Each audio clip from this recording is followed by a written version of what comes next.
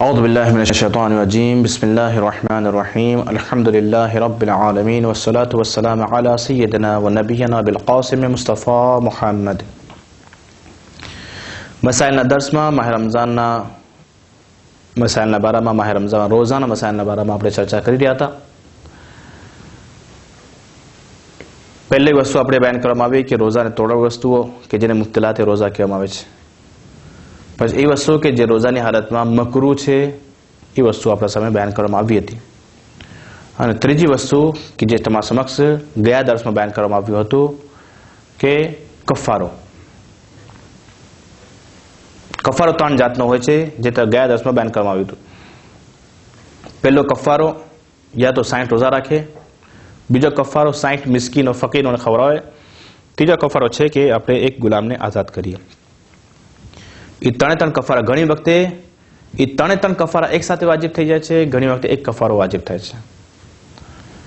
ગયા દર્શમાં તમારા સામે એક મસલો બયાન કરવામાં આવ્યો હતો કે અગર કોઈ શખ્સ હરામ વસ્તુથી પોતાનો રોઝો બાતિલ કરે, ચાહે વસ્તુ કે જે ખાવા પીવા માટે હરામ છે, જેવી રીતે કે દારૂ પીવે, માહ રમઝાન રોઝાની હાલતમાં પોતે દારૂ પીવે, દારૂ પીને પોતે પોતાનો રોઝો બાતિલ કરી રહ્યો છે, યા પછી નાઉઝુબિલ્લાહ ઝિના કરી રહ્યો છે અને ઝિના કરી પોતાનો રોઝાને એ બાતિલ કરી રહ્યો છે, તો એ વખતે આગળ લખે છે કે એના ઉપર ત્રણ કફારો એના ઉપર વાજિબ થશે। રોઝો તો તૂટી ગયો, રોઝો બાતિલ થઈ ગયો એનો, પણ ત્રણ કફારા 60 રોઝા રાખવાના છે, 60 મિસ્કીનને ખવડાવવાનું છે અને એક ગુલામને આઝાદ કરવાનો છે। ત્રણ કફારો એના પર વાજિબ થઈ જશે। આગળ લખે છે અગર કોઈ રોઝેદાર જાણી જોઈને કોઈ જૂઠાણ ખુદા અને પૈગંબર યા પછી આલે પૈગંબર અહલે બેત ઉપર નિસ્બત રાખે કે ખુદાએ આમ કીધું છે, જ્યારે કે ખોટી વસ્તુ બયાન કરે છે અને ખુદા ઉપર તહોમત રાખી રહ્યો છે, ખોટી વસ્તુ બયાન કરે છે, રસૂલ ખુદા ઉપર તહોમત રાખે, રસૂલ ખુદા આમ કીધું છે, જ્યારે રસૂલ ખુદા એમ કીધું જ નથી, અહલે બેત ઉપર એવી રીતે જ અગર એ જાણી જોઈને એ બધું કામ કર્યું છે તો એહતિયાતી મુસ્તબ એ છે કે એના ઉપર ત્રણ કફારા વાજિબ થશે।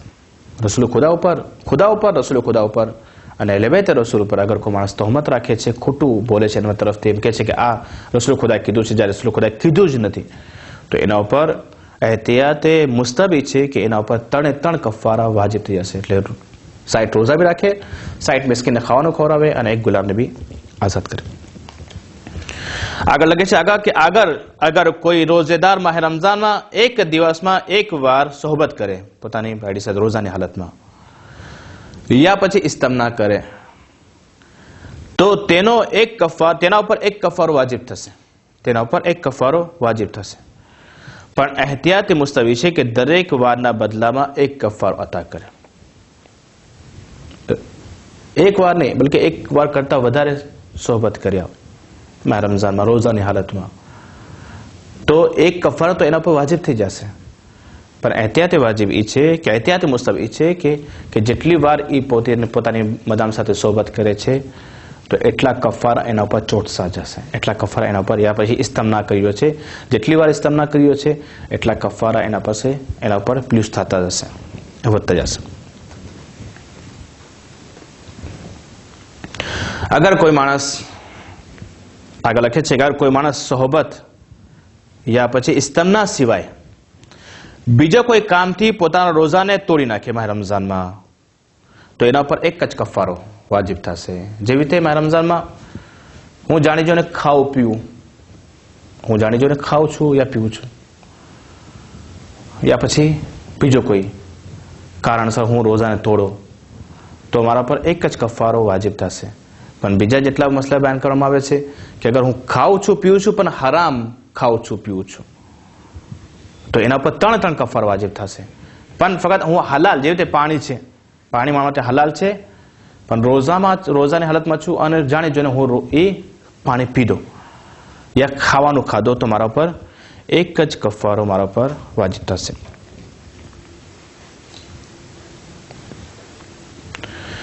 અગર કોઈ માણસ માહ રમઝાનમાં રોઝાને તોડી નાખે ખાવા યા પીવાને પછી પોતાની બાયડી સાથે એ સોહબત કરે તો શું એના પર 2 કફાર વાજિબ થશે યા પછી 1? રોજો તોડ નાખ્યો પહેલા ખાવા પીવાને કરીને, ખાઈને પીને રોજો તોડ નાખ્યો, પછી સોહબત કરે છે તો આગળ લખે છે કે એના પર 1 જ કફારો એના પર વાજિબ થશે, કેમ કે એ પહેલા ખાધો અને પીધો તો એના પર 1 જ કફારો વાજિબ થશે.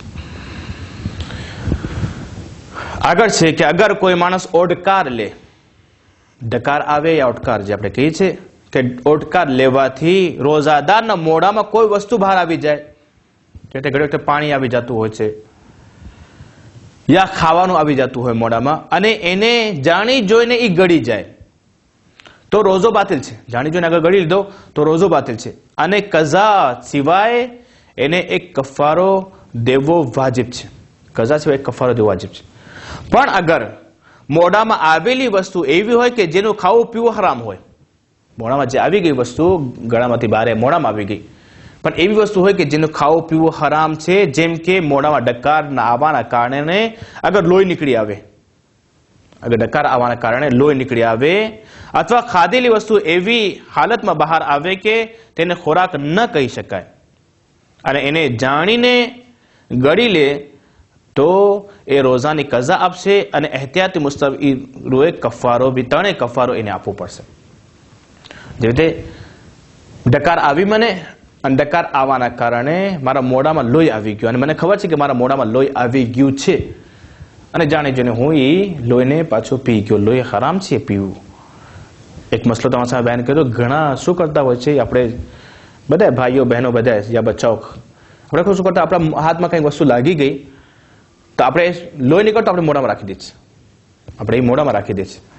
એ લોહી પીવું હરામ છે, લોહી નજીસ છે અને આપણે મોઢામાં રાખે છે, જરાક વાર રાખે છે કે લોહી બંધ થઈ જાય. આદત છે, ઘણાની આદત હોય છે, તો એ આપણે આમ રાખે છે મોઢામાં, તો એ ક્યાં લોહી આપણું બંધ થઈ જાય કે જરાક મોઢામાં રાખવાથી લોહી બંધ થઈ જાય.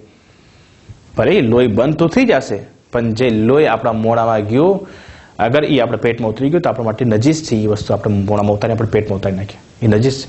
અને માહ રમઝાનમાં તો એ હરામ, માહ રમઝાન તો એ રોજો તોડ નાખશે. અગર હાથમાંથી લોહી નીકળી ગયું, આપણે આમ જરાક મોઢામાં રાખ્યા કે લોહી બંધ થઈ જાય અને લોહી આપણા મોઢામાં હાલી ગયો અને આપણા પેટમાં હાલી ગયું તો એ તો આપણા માટે લોહી પીવું હરામ છે અને માહ રમઝાનમાં તો રોજો બી તૂટી જશે અને એનો બી એને કફારો એને દેવું પડશે. આગળ છે મસલો બયાન કરવામાં આવે છે કે અગર કોઈ માણસ, કોઈ ભરોસાવાળો માણસ નથી, એક માણસ છે કે જેના પર આપણે ભરોસો ના કરી શકીએ, એવા ઘણા માણસો હોય છે કે એના પર આપણે ભરોસો ના કરી શકીએ. એક માણસ છે કે જે ભરોસા વગરનો માણસ છે, એ પોતે બોલ્યો કે મગરીબનો ટાઈમ થઈ ગયો છે, એ બોલ્યો કે મગરીબનો ટાઈમ થઈ ગયો છે અને હું એના કહેવાના હિસાબે હું ઇફતાર કરી નાખ્યો, હું ખાઈ લીધો, સમજે, અને એના પછી મને ખબર પડે છે કે હજી મગરીબનો ટાઈમ નહોતો થયો, હજી મગરીબનો ટાઈમ નહોતો થયો, અથવા એ વિષયમાં હું શંકામાં છું, તો એ માણસ અગર એ જે ભરોસાવાળો માણસ નથી એના ઉપર એના કહેવાના હિસાબે પોતે પોતાનો રોજો ખોલી નાખ્યો, એમ સમજે કે ઇફતારનો ટાઈમ થઈ ગયો છે, પોતે પોતાનો રોજો ખોલી નાખ્યો છે, તો પછી એને ખબર પડે છે કે હા રે આ તો મગરીબ ટાઈમ નહોતો થયો અને હું મારો રોજો ખોલી નાખ્યો, તો આગળ લખે છે તો એને કઝા બી રાખવી પડશે અને સાથે સાથે એના પર કફારો બી વાજિબ થઈ જશે. શું કામ? તમે એવા માણસો પર ભરોસો કર્યા, સમજે, જેના પર ભરોસો કરવો જ ના જોઈએ, સમજે. અદાલત હોવી શરત છે જેના પર આપણે ભરોસો કરીએ. અદાલત એને કહેવાય છે કે જાહેરમાં ગુનાહ ન કરતો હોય. અગર કોઈ માણસ જાહેરમાં ગુનાહ કર્યો છે, જેવી છે કે દાઢી મુંડાવી રહ્યો છે યા કોઈ બૈડી જાહેરમાં ગુનાહ કરે, જે પડદો નથી પહેરતી, સમજે, એવા માણસો પર તો કોઈ દિવસ ભરોસો કરી જ ના શકાય, સમજે, કેમ કે જાહેરમાં જે હલકો સમજે છે ગુનાને, દાઢી મુંડાવવું એ ગુનાહ હલકો સમજ્યો છે, પડદો ના પહેરવું એ પોતે હલકો સમજે છે એ ગુનાને, સમજે. તો જે માણસ ગુનાને હલકો સમજે છે એ ગુનાહ કબીરા કરી રહ્યો છે. તો એ ગુનાહ એટલે ગુનાને હલકો ન સમજતો, બલકે એ ખુદાને હલકો સમજે છે. જે બાયડી પડદો નથી પહેરતી એ પોતે ગુનાને હલકો નહીં, બલકે ખુદાનો હુકમ છે કે પડદો પહેરે, એટલે એ ગુનાહ તો કરી રહી છે, સાથે સાથે એ ખુદાને બી હલકી સમજી રહી છે. જે માણસ દાઢી નથી રાખતો એ ગુનાહ તો કર્યો છે, એ સાથે સાથે ખુદાને હલકો સમજી રહ્યો છે, સમજે, કે ખુદાની વકાત એના નજરમાં કાંઈ નથી, ખુદાની મંજિલત એના નજરમાં કાંઈ નથી. તો જે માણસ જાહેરમાં ગુનાહ કરતો હોય એની વાત ઉપર કોઈ દિવસ ભરોસો કરવો જ ના જોઈએ, સમજે. તો અગર આપણે એવા માણસો ઉપર આપણે જે જાહેરમાં ગુનાહ કરતો હોય, જેને આપણે ખબર છે કે આ માણસ ખોટું વધારે બોલતો હોય છે અને આપણે એના પર આપણે એમ જ રોઝો ખોલી નાખીએ, એ બોલે કે થઈ ગયો છે ઇફતારનો ટાઈમ, મગરિબ થઈ ગઈ છે, અને આપણે ઇફતાર કરી નાખ્યા, પછી આપણને ખબર પડી કે હાય રે હજી તો ઇફતારનો ટાઈમ નહોતો થયો અને હું ઇફતાર કરી નાખ્યો, તો મારો રોઝો બાતિલ છે અને સાથે સાથે મને કફારો બી દેવો પડશે. ઇન્શાઅલ્લાહ હજી કફારાના મસાઇલ આગળ છે કે જે તમારા સમક્ષ ઇન્શાઅલ્લાહ બયાન કરવામાં આવશે. ખુદાવંદ આલમ પાસે આપણે દુઆ કરીએ કે પરવરદિગાર અમને વધારે વધારે ઇલ્મ હાસિલ કરવાની તૌફીક અતા ફરમા અને ઇલ્મ હાસિલ કર્યા પછી એના પર ચાલવાની તૌફીક અતા ફરમા. વસ્સલામુ અલૈકુમ વરહમતુલ્લાહિ વબરકાતુહુ.